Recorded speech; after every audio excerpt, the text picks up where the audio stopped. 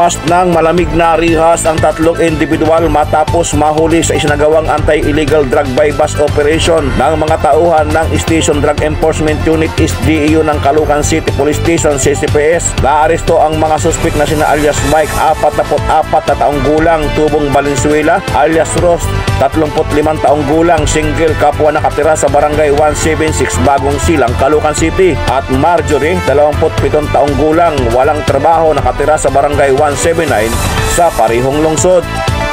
Inaresto ang mga suspek dakong alas 11:34 ng umaga. Dinala sa MPD Forensic Unit ang mga na-recover na marijuana para sa laboratory examination, at ang mga naarestong suspek ay dadalhin sa kustodiya facilities ng Caloocan Police Station para sa pansamantalang kustodiya, at inihanda ang mga kaukulang dokumento para sa pagsasampa ng mga kasong paglabag sa Section 511 at 26 Article 2 ng RA 9165 Comprehensive Dangerous Drug Act of 2008. Mula sa North Caloocan, RTV News, Francis Tica, Romaragasa sa balita.